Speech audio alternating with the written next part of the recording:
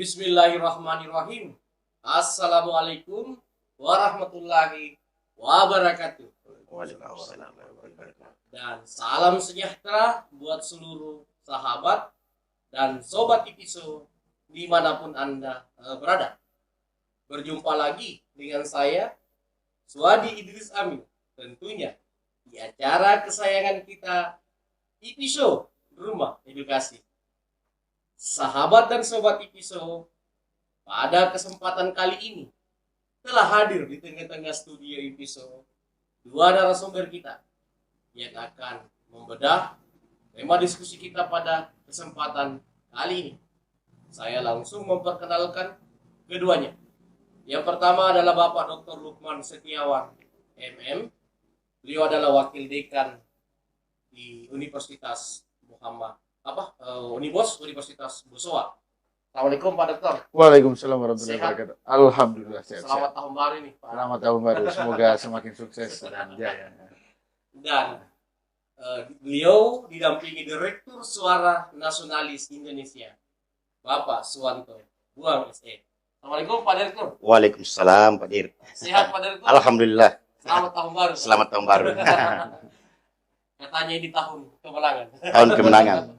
Baik sahabat dan sobat Ipiso, pada diskusi kita pada kesempatan kali ini akan mengangkat tema bedah kinerja dan peluang anggota DPRD Provinsi Sulawesi Selatan dari Dapil Kota Makassar yang terdiri dari dua dapil yang ada di Kota Makassar, yaitu Dapil Makassar 1 dan Makassar 2. Bersama dua narasumber kita akan coba membedah, melihat seperti apa kerja-kerja wakil rakyat Dapil 1 dan 2 ini. Apa geliat politiknya selama ini? Seperti apa menjalankan peran-perannya selama ini? Dan seperti apa peluangnya ketika maju kembali di 2024? Baik kembali sebagai anggota DPRD provinsi ataupun mungkin lompat di Pilwali atau di Pilgub, sahabat dan sobat. Baik, saya langsung mendiskusikannya bersama Direktur Suara Nasionalis Indonesia dulu, Pak Suwanto Buang. Sejauh ini Pak Suwanto, saya mulai dari Dapil 1 Pak Suwanto. Dapil 1 9 perwakilan anggota DPRD Provinsi yang terhormat, Ibu Rahmatika Dewi, yang lebih populer dipanggil Kakak Cicu. Dari Nasdem. Kemudian Andi Pausi Andi Wawo. Kakak Uci ini lebih populer dipanggil Kakak Uci PKB. Kemudian Edward Wijaya Horas dari fraksi Gerindra. Kakak Rudi Petergoni dari PDIP. Andi Dewi Purnama Rusdim dari Golkar. Andre Prasetyo William Tanto Nasdem. Sri Rahmi PKS. Imam Pausan Amir Uskara P3. Andi Januar Jauri Demokrat. Nah, khusus untuk Dapil 1 dulu, Pak Suwanto. Seperti apa kita melihat dilihat politik dari anggota Dewan yang terhormat kita ini, dari 9 perwakilan ini. Silakan Pak Direktur. Oke, baik. Makasih Pak Dir. Diundang lagi di Ipiso. Alhamdulillah. Salam hangat dari kami untuk pemirsa Ipiso. Untuk mengkaji daripada kinerja anggota DPRD Provinsi di Dapil 1 Kota Makassar khususnya ya. Itu kan memang untuk tahun-tahun ini ya, di masa-masa COVID sekarang ini kita selalu pertimbangkan juga di mana memang kinerja daripada anggota DPRD DPRD Provinsi ini di Dapil 1 memang agak menurun. Kita lihat selama ini, apalagi terkait daripada kerja-kerja politik atau kerja-kerja boleh dikatakan janji-janji politiknya ya di masyarakat, di konstituennya selama ini, itu memang agak menurun. Dan ada juga beberapa anggota DPRD Provinsi Sulawesi Selatan Dapil 1 ini yang mempertahankan daripada kinerjanya. Seperti misalnya kita lihat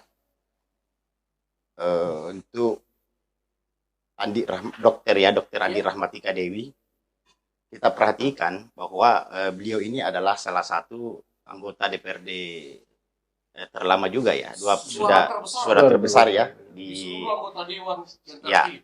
Nah, kemarin itu beliau mendapatkan suara terbesar karena memang kerja-kerja politik atau kerja-kerjanya di lapangan itu kelihatan sekali ya Pak. Di periode sebelumnya ya. Periode sebelumnya. Nah, itu sehingga masyarakat menjadi simpati dan kecenderungan melihat beliau itu mempunyai potensi-potensi yang bisa membawa aspirasi ya, aspirasi itu aspirasi masyarakat.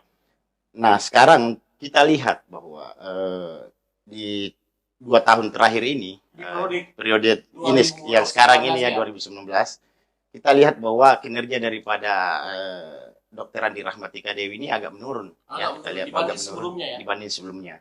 Kenapa? Karena mungkin ada beberapa faktor, utamanya itu adalah faktor COVID-19 ya, COVID-19, sehingga banyak program daripada DPRD provinsi itu sendiri itu tidak terlaksana. Misalnya reses yang tatap muka itu di lapangan kan tidak diadakan. Tidak diadakan. Bahkan saya lihat reses untuk secara virtual juga itu tidak kelihatan ya. Tidak kelihatan. Sosialisasi tentang peraturan daerah juga tidak ada ya, tidak dilaksanakan. Nanti baru akhir-akhir COVID ini baru kemarin saya lihat ada beberapa anggota DPRD provinsi itu yang melaksanakan. Nah, untuk saat ini ya mungkin kita sarankan kepada teman-teman di DPRD yang memang mempunyai suara-suara yang real ini kemarin itu setidaknya, karena ini kan masa-masa COVID itu sudah mulai mereda ya, setidaknya kembali lagi ke konstituen, kemudian memperlihatkan kinerjanya, janji-janji politiknya seperti itu ya, supaya mungkin ini kan kita tidak tahu ke depannya ini banyak sekali sebenarnya lawan-lawan politik ya yang sementara ini juga menunggu. Nah, untuk dapil ini saya lihat bahwa untuk di dapil 1 ini ya, untuk Ibu Rahmatika Dewi itu kan memang kecenderungan suaranya itu ada di daerah Mamarita ya, itu daerah Mamajang, kemudian Tamalate ya, Mariso, itu kebanyakan mungkin suara-suara simpul-simpul suara terbesarnya beliau ada di sana. Nah, kalau saran kita ya setidaknya itu daerah-daerah itu saja diperhatikan dulu untuk saat-saat seperti ini. Kemudian kalau untuk anggota DPR yang lain seperti Ibu Debbie Rusdi Purnama Rusdi Abdullah, tentunya kita lihat bahwa memang kinerja beliau ini, walaupun beliau ini termasuk baru ya di dapil ini, di dapil 1 itu, tapi kecenderungan beliau itu sudah memperlihatkan pola-pola kerja atau kinerjanya itu yang sedikit meningkat ya, karena walaupun di COVID itu Pak Suwanto, tapi kan tetap boleh, yang penting memenuhi protokol kesehatan. Betul. Boleh melakukan reses, Nah, yang penting terbatas. Nah, sekarang untuk akhir-akhir ini boleh. Tetapi kalau saya melihat, kalau misalnya memang itu COVID bukan jadi alasan juga. Memang kalau misalnya memang anggota DPRD ini mau berbuat, setidaknya kan beliau-beliau ini memperlihatkan kinerjanya atau mendorong masyarakat supaya melakukan vaksin. Tapi kan kita lihat selama ini ada juga beberapa anggota DPR Pak Dokter ya takut divaksin kayaknya, sehingga mungkin berpikir ngapain saya mau mendorong, saya saja takut divaksin. Mungkin seperti itu. Ya, bisa jadi percontohan. Mungkin seperti itu Pak Dirto pembuka. Pembuka dari Pak Suwanto Buang, Direktur Suara Nasionalis Indonesia, mulai diskusi. Saya langsung ke Pak Dr. Lukman Setiawan. Pak Dr., fungsi anggota DPR tidak semua tahu, ada 3 fungsi utamanya. Apakah sejauh ini dalam kacamata Pak Dr. selaku pengamat kebijakan publik itu melihat dilakukan oleh anggota dewan yang terhormat kita mulai dari dapil 1 ini sama Ibu Rahmatika Dewi, Andi Pausiwawo, Edward Wijaya Horas, RPG, Andi Dewi Purnama, Andre Prasetyo, Sri Rahmi Imam Pausan, dan Andi Januar Jauri. Tentu kita mulai dulu dari 3 fungsi-fungsinya. Seperti apa kita lihat Pak Dr. Oke, jadi ini di awal tahun 2022, maka selayaknya dan seyogyanya kita memperlihatkan bagaimana kinerja kita. Ya, baik dari bentuk kalangan masyarakat dalam bentuk berbagai macam level tingkatan itu pada prinsipnya hubungan kinerja kemasyarakatan ya bagaimana kita memperlihatkan kinerja. Ya. Nah, kalau kita membedah anggota dewan yang terhormat khususnya Dapil 1 dan Dapil 2 Makassar untuk DPRD Provinsi Sulawesi Selatan. Tadi sudah kita singgung bahwa 3 fungsi utama sebenarnya anggota dewan itu adalah bagaimana dia melaksanakan fungsi budgetingnya, bagaimana mereka melaksanakan fungsi legislasinya, dan bagaimana mereka melaksanakan fungsi pengawasan. Nah, ketiga ini dihubungkan dengan kinerja anggota dewan yang terhormat, maka kita simpel saja bahwa melakukan pengukuran kinerja kalau kita mengambil indikator 3 misalkan, bagaimana kualitasnya daripada anggota dewan ini.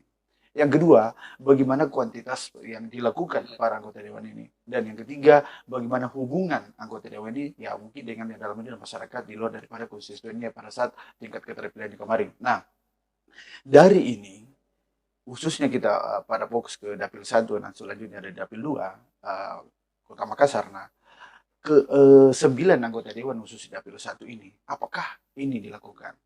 Kalau dilakukan, mana bentuk timbal baliknya, hubungan timbal baliknya, karena salah satu itu ada hubungan timbal balik di kinerja. Maka itu terpublish, terdokumentasi, dan menjadi bahan komunikasi masyarakat, bahan komunikasi publik untuk terhadap kinerja para anggota dewan ini.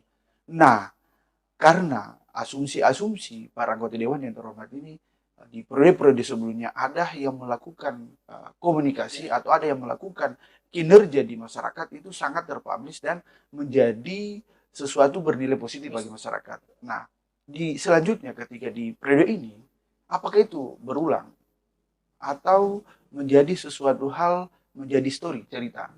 Nah, argumentatif yang dilakukan karena memang ya negara kita dan seluruh dunia kita dilanda dengan COVID-19 ini, maka bukan menjadi suatu alasan argumentatif untuk tidak melakukan aktivitas kinerja. Nah, karena beberapa aturan-aturan dari aturan yang mulai pada saat COVID-19 2020 di Maret ya dan seterusnya itu kan terjadi perubahan pergeseran yang lebih baik. Nah, dan di tahun 2021 ini ya saya yakin ya mulai dari pembatasan PPKM level 1, 2, 3, 4 dan kembali kepada level 1 berdasarkan mengikuti daripada petunjuk pusat, pemerintah pusat. Nah, ini belum nampak. Nah, tadi sudah disinggung. Kenapa dengan kondisi seperti ini, walaupun itu adalah tanggung jawab pemerintah, para anggota dewan yang terhormat di sini dengan 3 fungsi tadi ini dengan menghubungkan kinerja yang tadi bagaimana kualitas produk yang dihasilkan dalam persoalan legislasi, berapa perda yang dihasilkan di dalam kurang lebih 2 tahun terakhir ini, ya, berapa perda yang dihasilkan, terus berapa fungsi budgeting ini terevaluasi dengan baik terhadap serapan anggaran. Betul. Ya, dengan walaupun nanti ini fungsi budgetingnya dihubungkan ya pemerintah untuk terhadap serapan anggaran. Itu maksimal atau tidak? Kalau memang itu berjalan di belakang layar, artinya sudah bekerja semaksimal menurut persepsi pemerintah provinsi dan anggota dewan provinsi, ini terpublikasi ke masyarakat enggak? Terdengar oleh masyarakat tidak? Terdokumentasi atau tidak? Ini yang harus benar. Yang kedua, kalau mereka melakukan fungsi pengawasan di kondisi COVID ini mestinya mereka berhadapan dengan masyarakat, berhadapan dengan konstituennya, bahwa bukan menjadi tugas pokok pemerintah, tetapi menjadi bagian juga tugas daripada anggota dewan. Sehingga masyarakat melihat, oh betul, jangan menjadi bahwa kok berlindung bahwa itu bukan tugas saya. Padahal di tugas fungsi pengawasan itu tadi menjadi garda terdepan menilai kinerja pemerintahan. Pemerintah menilai kinerja.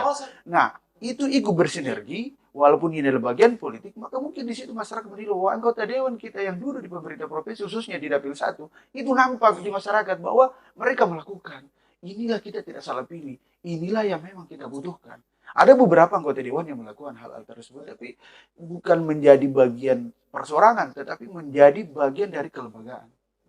Baik, pembuka dari pengamat kebijakan publik kita, Pak Dr. Lukman Setiawan, memulai diskusi kita, sahabat dan sobat bisa. Kita kembangkan. Pak Suwanto, ini kan kalau berbicara tentang anggota dewan yang terhormat kita, selain 3 fungsi utama mereka yang harus mereka jalankan, budgeting, Pengawasan. dan apalagi Legislasi. Uh, tentu ada beberapa hal juga yang tidak bisa lepas dari mereka. Janji. Misalnya janji-janji politik yang mereka janjikan ke konstituennya terlaksana atau tidak. Kemudian tentu terkait 3 fungsi tadi itu, misalnya penggeluncuran anggaran dari provinsi ke daerah-daerah itu kan harus menjadi tanggung jawab mereka. Mereka harus mengawal. Sejauh yang kita lihat dari nama-nama ini, yang mana yang betul-betul serius menjalankan fungsi-fungsinya, tentu sebagai orang yang aktif membantu pergerakan para politisi, pasti Pak Suwanto punyalah sedikit gambaran terkait figur-figur. Karena kalau saya melihat ada beberapa anggota dewan ini malah lebih fokus urus partai, keliling-keliling provinsi yang urus partai. Contoh Imam Posal ini, kemarin saya konsultanya ini, saya melihat ini lebih banyak konsolidasi partai, dia keliling Selatan. Ketua partai. Sebagai ketua partai Selatan yang terpilih. Nah, seperti apa kita melihat dari nama-nama ini, Pak Suwanto? Silakan.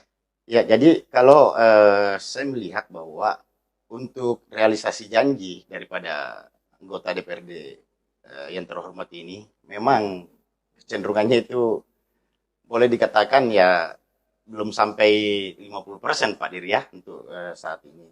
Nah, kita lihat bahwa apa yang dilakukan beberapa teman-teman di DPRD provinsi ini, termasuk teman-teman yang juga pengurus partai, ya, itu merupakan juga sebenarnya adalah upaya kerja-kerja politik sebenarnya itu yang dilakukan. Tetapi di sini perlu diingat bahwa di dalam kepartian itu kan tidak ada namanya janji pribadi ya. Janji pribadi sebagai caleg pada saat menjadi caleg di masa itu. Nah, sekarang kalau misalnya seorang anggota DPRD yang terhormat ini memang mau menepati janjinya, ya turun dong di masyarakat. Kita lihat ini kan sampai hari ini apalagi kan kita sudah ada alasan bagi mereka bahwa COVID. Kita lihat bagaimana. Ini kan terbukti bahwa mereka itu kebanyakan memang jarang turun. Itu kita harus akui ini.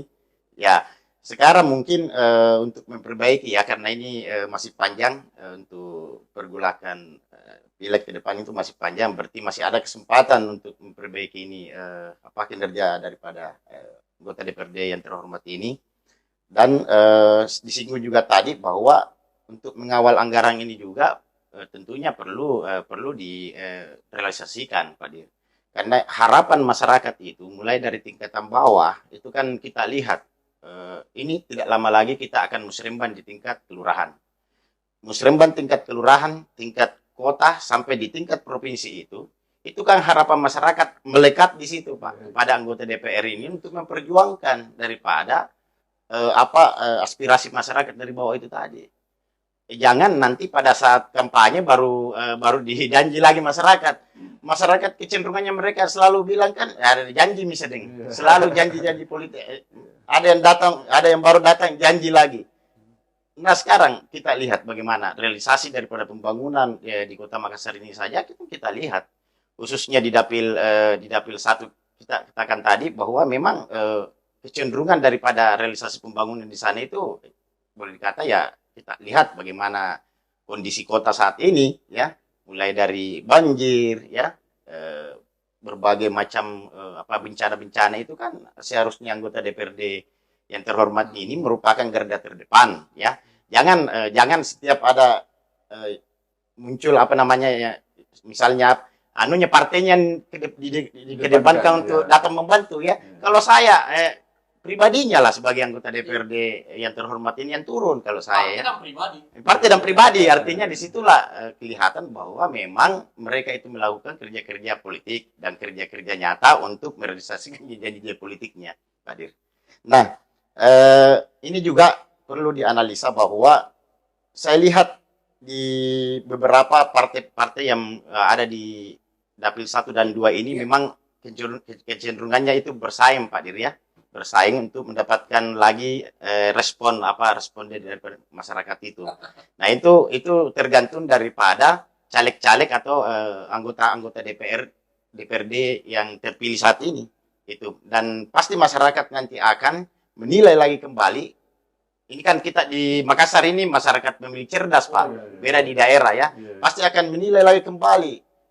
Sebenarnya ini kinerjanya misalnya kita Rahman Pina ya, misalnya Rahman Pina bagaimana Golkar. Kita sekalian langsung dengan Dapil Dapil 2 juga Ya. ada Ibu Rispayanti. Rispayanti, ya. PDIP, Rahman Pina Golkar, Reski Mulpiati Lutfi Nasdem, Nasdem, Haja Slinda PKS, Haidar Majid Demokrat, dan ada Muhammad Gerindra.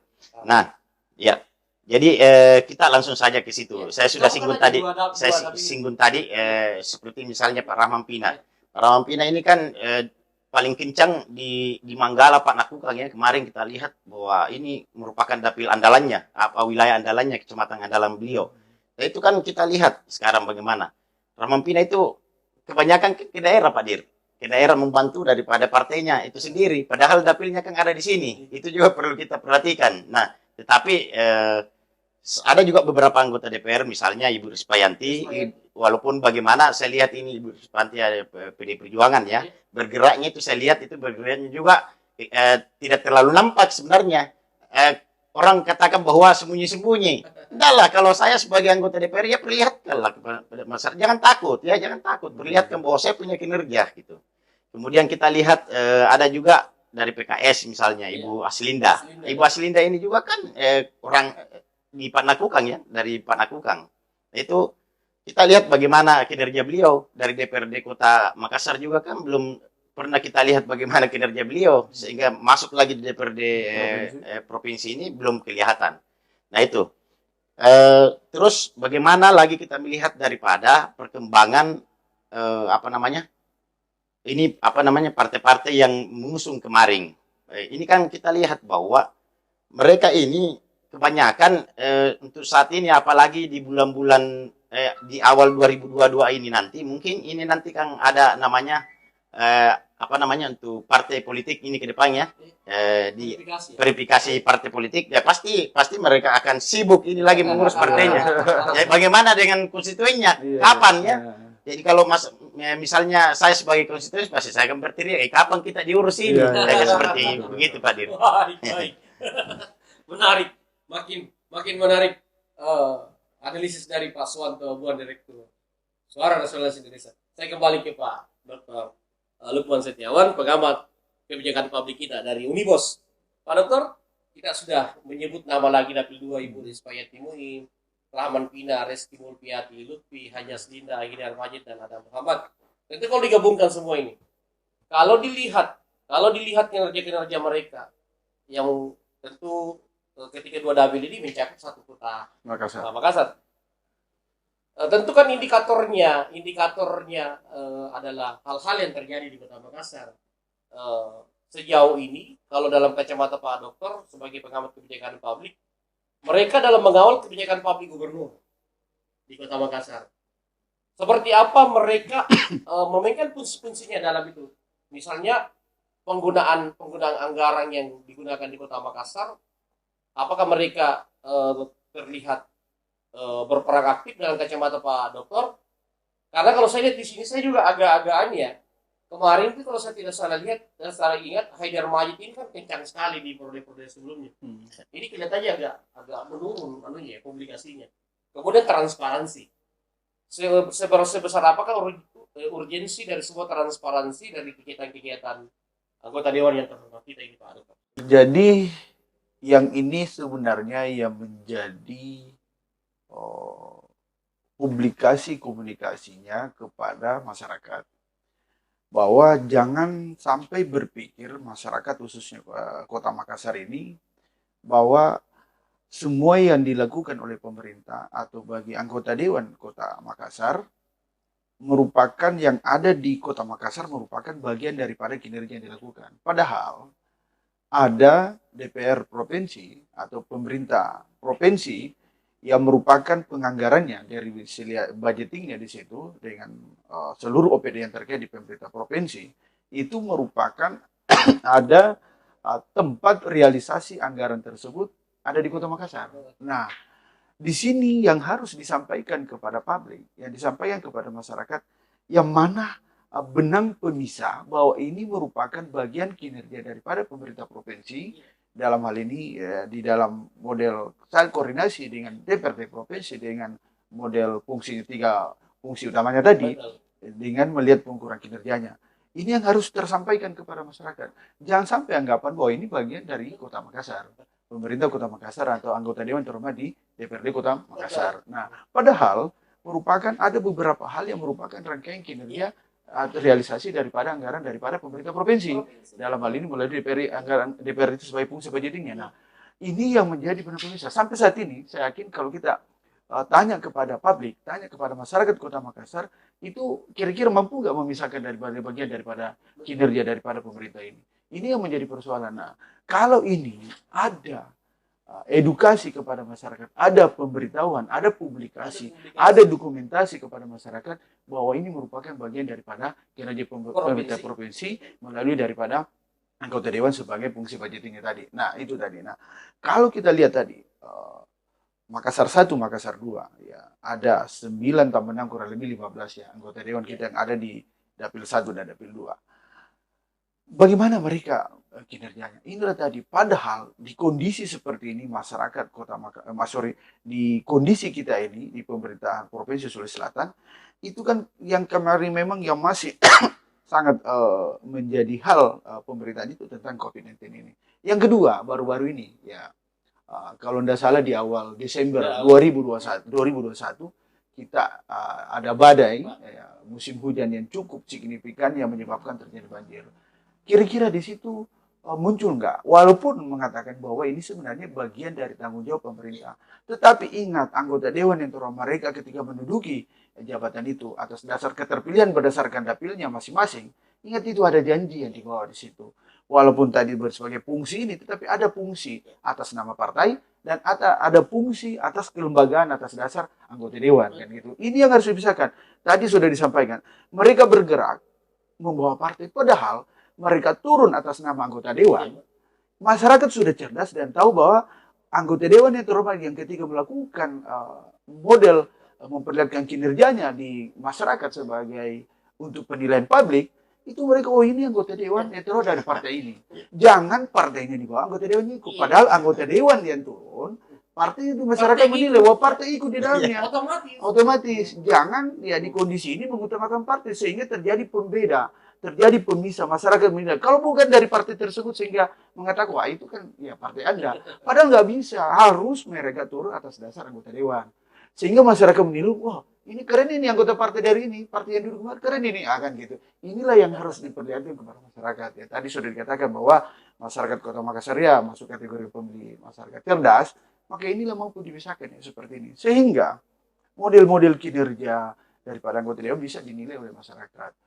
Walaupun mereka beranggapan bahwa dengan model pendekatan bahwa untuk menjadi anggota dewan ya cukup persiapan finansial yang kuat, cukup dengan backup partai yang memang sangat signifikan atas keterpilihan anggotanya untuk menduduki anggota dewan tersebut. Nah ini yang menjadi persoalan. Tapi kalau berpikir demikian maka masyarakat menilai, waduh begini aja kerjakan gitu daripada anggota dewan. Padahal kita sudah lihat tadi mengukur kinerja anggota dewan atau kinerja itu kita beberapa sebenarnya ada beberapa indikator bagaimana produksinya. Berarti kita lihat bagaimana kuantitasnya, yang apa yang dihasilkan, resapan anggaran, realisasi daripada pelaksanaan pengawasan yang melalui reses, yang melalui sosialisasi tadi yang dihasilkan, berapa produk tadi yang dihasilkan, dan bagaimana fungsi koordinasinya dengan daerah. Apakah itu berjalan?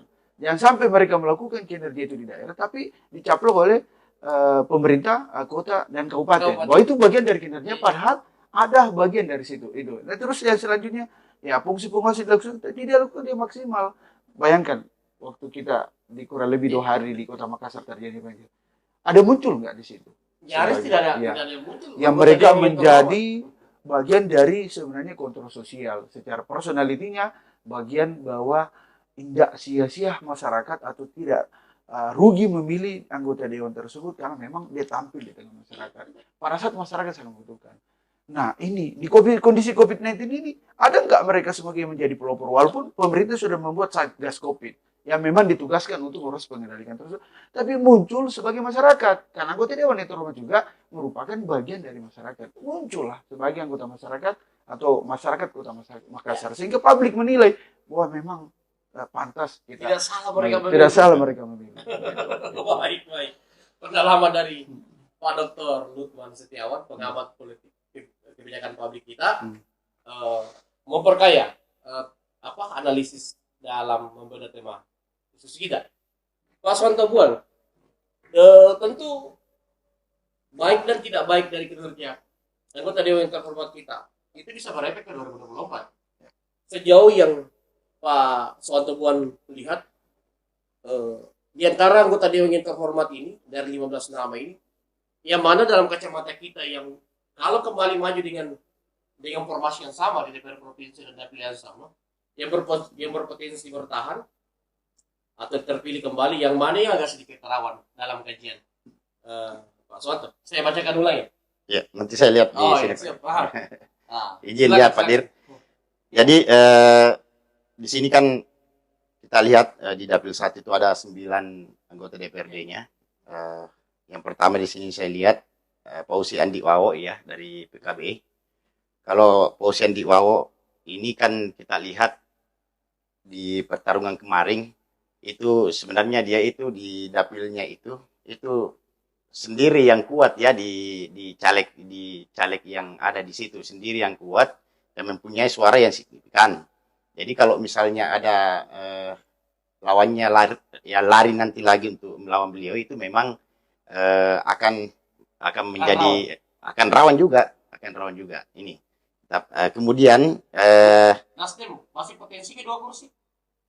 Kalau kita lihat dapil 1 ini kan Nasdem ada 2 kursi, Andre Prasetyo dan Dr. Rahmatika Dewi ya, ada 2 kursi di situ. Itu juga saya melihat bahwa itu agak rawan juga untuk dapat 2 kursi lagi ya. Kita lihat apalagi saya lihat ini ada potensi. Justru saya melihat bahwa di dapil ini itu Ibu Debbie ya, Ibu Wandi Debbie Rusdi itu akan kuat di dapil ini.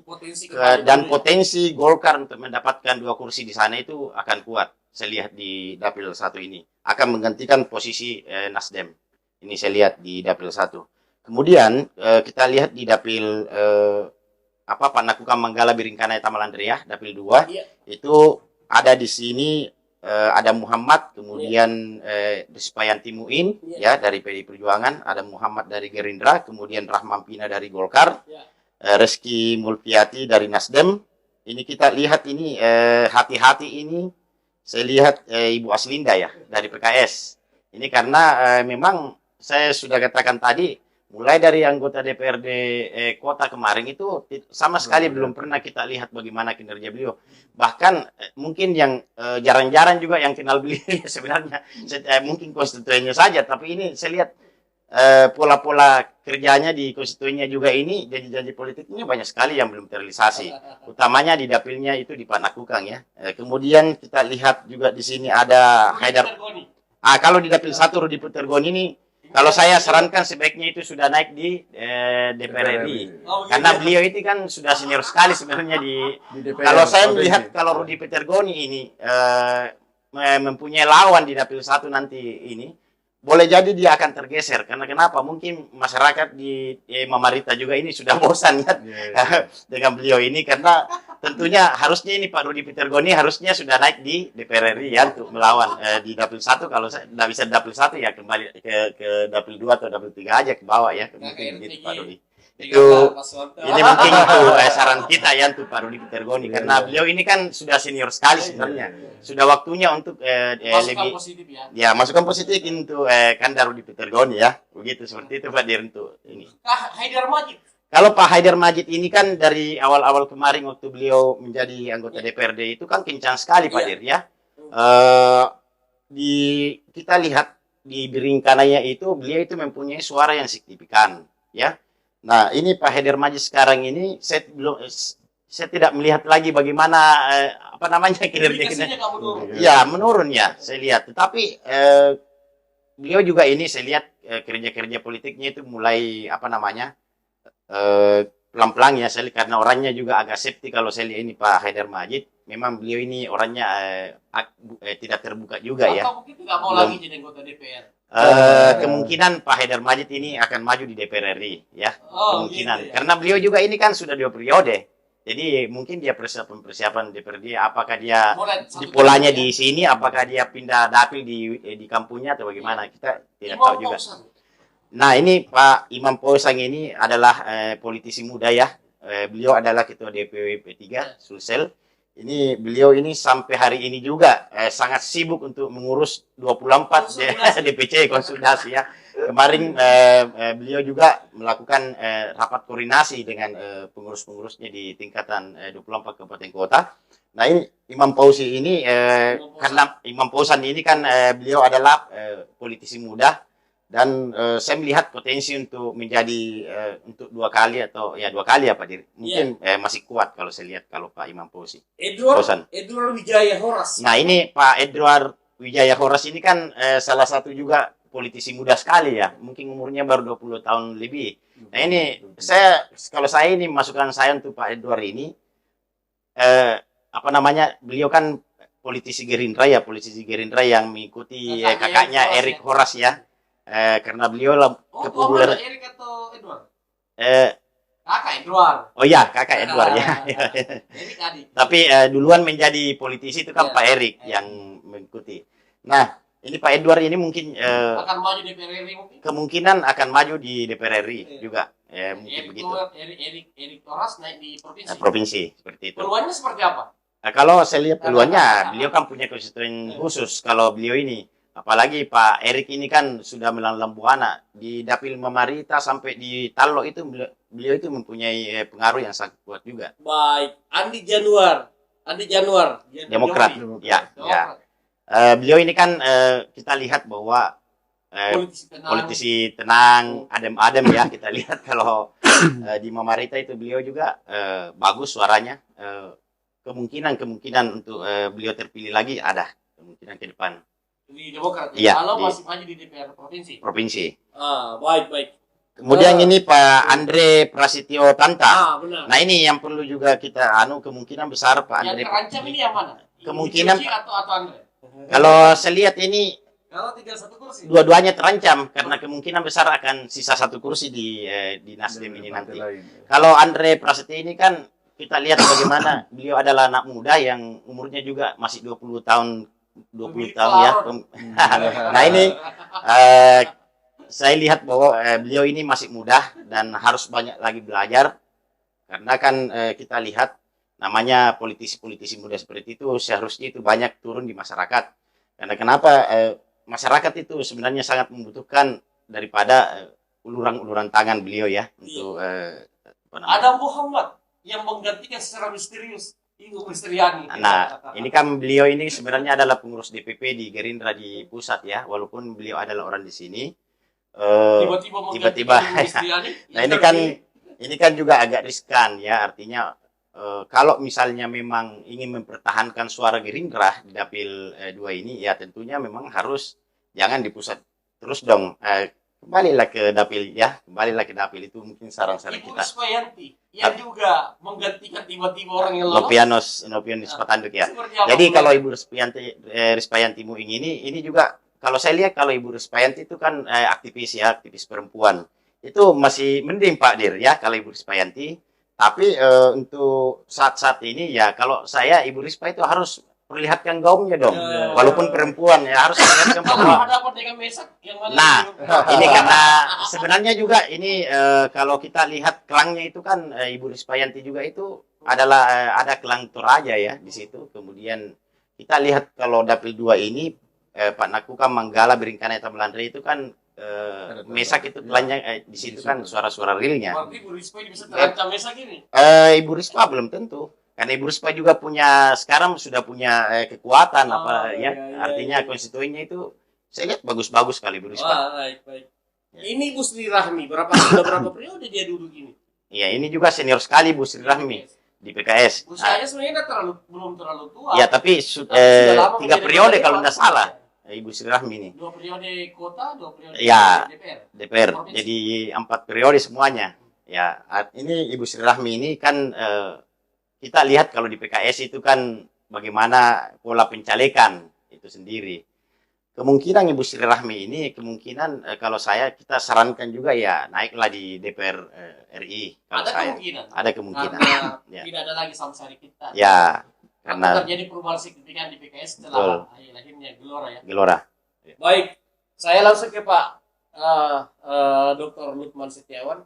Hal-hal yang urgent di Kota Makassar, di 2 dapil ini, yang perlu anggota Dewan yang terhormat kita, dari 15 anggota Dewan yang terhormat kita, yang perlu betul-betul mereka seriusi sesuai dengan 3 fungsi peran mereka, Pak Dr. Iya.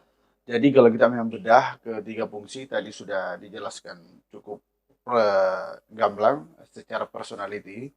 Kalau memang kita membedah secara personality tadi sudah diberikan gambaran analisis. Kalau kita memakai sebenarnya dalam model pendekatan bauran promosi, maka ke 15 anggota dewan ini, pertama memang ada istilahnya bagaimana personal brandingnya. Personal branding kalau kita turunkan itu adalah personal selling, kemampuan menjual diri, ya dalam tanda positif kan, dalam tanda kutip bahwa ada 15 ini yang merupakan sangat familiar nama-nama tersebut. Dan itu berarti secara personal brandingnya, secara personal sellingnya itu sudah secara kacamata publik sudah mengetahuinya. Dan ada beberapa pendatang baru yang memang sebenarnya kalau melakukan model pendekatan promosi ini, itu kenapa tidak muncul di sini? Dimuncul sebagai ajang untuk memperkenalkan diri, sehingga personal branding muncul di luar dari tadi kemampuan finansial ini. Nah, bedahan selanjutnya, kalau kita sudah punya personal branding, personal sellingnya cukup, apa itu? Bagaimana menerjemahkan personal selling kepada anggota dewan ini? Adalah bagaimana anggota dewan ini turun ke masyarakat, memperlihatkan dirinya bahwa saya bekerja sesuai harapan Anda waktu Anda memilih saya. Kalau ini dilakukan, maka tidak cukup kan dalam teori bauran promosi pendekatannya tidak cukup. Apa yang harus dilakukan? Publikasi. Publikasi di backup dengan itu ya, model komunikasi sosial media, model transparan, dia memperlihatkan kepada masyarakat, publikasi diri. Nah, tadi udah dijelaskan, ada sudah punya branding nama, udah publikasi perlihatkan, maka selanjutnya langkah selanjutnya kan membuat saluran distribusi. Saluran distribusi ini kalau kita terjemahkan di masyarakat, ya tim-tim yang sudah dibentuk, apakah itu melalui partainya atau melalui tim memang yang memang solid daripada personal anggota dewan ini, itu dilakukan. Kalau ini semua dilakukan, maka langkah selanjutnya bagaimana hubungan kerjasamanya di masyarakat maupun yang lain. Ini metode ini secara teoretik dilakukan dengan menduplikasi, menurunkan dalam bentuk bukan produk tetapi bentuk kinerja, maka ini menjadi sesuatu yang sangat penghuni karena ada beberapa yang sudah punya nama. Nah, bahkan yang sudah punya nama diragukan kemungkinan untuk tingkat keterpilihan pada periode berikutnya. Karena kenapa? Publikasi mereka sudah urungkan dan tidak dilakukan. Padahal itu mesti dipertahankan sehingga memunculkan pada periode-periode sebelumnya, misalkan contoh tadi, izin sebut nama tadi, misalkan Ibu Cicu, Dr. Gigi Rahmatika Dewi. Itu waktu pertama kan nggak berapa, itu kurang lebih 50.000 suaranya. Nah itu kenapa di zaman itu mereka melakukan publikasi yang intens melalui media model iklan yang dimaksud beberapa model orang yang tidak kenal, tapi tahu bahwa ini yang dimaksud. Nah dia model seperti ini kenapa itu tidak muncul kembali? Padahal tadi sudah analisis tadi sudah dijelaskan bahwa kemungkinan terjadi kompetitor dari partai internalnya atau dari partai lain untuk menduduki dapilnya, seperti itu. Nah, ini yang harus dipertahankan kalau perlu lebih digemboskan untuk melakukan publikasi. Yang lanjut tadi, yang beberapa nama yang pendatang baru yang belum punya, walaupun punya kemampuan finansial tapi tidak melakukan kesempatan ini dalam model publikasi, maka itu menjadi pertanyaan selanjutnya. Ya, tadi ada misalkan menaik kasta ke level selanjutnya DPR RI. Tapi kalau tidak dilakukan lagi publikasi, orang akan hilang karena ada muncul nama-nama yang baru yang melewati dari masa ya misalkan kita grade-kan di level 8, ini level 8 turun ke 7 dan ini naik ke 7. Maka ketemu di tengah menaik lagi terjadi penurunan. Maka inilah yang harus dilakukan dengan metode pendekatan yang dilakukan. Karena di kesempatan di momentum ini sangat efektif sebenarnya. Ada masalah negara kita, ada masalah COVID ini. Itu muncul sebagai pahlawan, sebagai kepercayaan masyarakat kepada Anda ketika dulu wakil rakyat dilakukan. Nah, kalau ini dilakukan, maka saya yakin mereka yang sudah personal branding sudah punya itu akan semakin mantap, Pak. Naik level berikutnya memungkinkan untuk itu. Nah, Artinya membawa modal elektoral, membawa elektoral naik level. naik level. Nah, di luar daripada memang bagaimana memaksimalkan partai-partai yang ada dengan terjadinya tingkat kepercayaan masyarakat yang menurun. Tapi kalau ini dimunculkan, maka itu menjadi bukan hal yang menjadi komunikasi publik yang menyebabkan ini terjadi bias antara negatif dan positif. Baik, saya pikir sahabat dan sobat episode kedua, narasumber kita telah membedah tuntas apa yang menjadi tema diskusi kita pada kesempatan kali ini. Kedua-duanya beliau dalam pendekatan analisis kebijakan publik dari Pak Doktor dan kebijakan dari analisis politik dari Pak Direktur Sedi. Kedua-duanya telah membedah kinerja dan peluang. Pak Dokter tadi banyak memberikan kajian edukasi terkait kinerja mereka. Pak Suwanto-Buan, Pak Direktur, mengkaji peluang-peluang mereka. Kedua-duanya saya pikir sangat mengedukatif apa yang mereka sampaikan kedua narasumber kita ini. Dan ini saya pikir perlu menjadi catatan bagi anggota Dewan yang terhormat kita bahwa kedua narasumber kita ini dan kami di sini memberikan edukasi kepada bapak-bapak dan ibu-ibu anggota Dewan yang terhormat agar apa yang belum maksimal mungkin harus dimaksimalkan ke depan. Yang sudah maksimal dipertahankan, jangan diturunkan, dipertahankan. Karena kami bangga ketika bapak-bapak dan ibu-ibu anggota Dewan yang terhormat dianggap berprestasi dan menjalankan konstitusi ini dengan benar. Terima kasih Pak Dokter. Pak Dokter, sampai jumpa pada diskusi berikutnya. Assalamualaikum warahmatullahi wabarakatuh. Waalaikumsalam warahmatullahi wabarakatuh.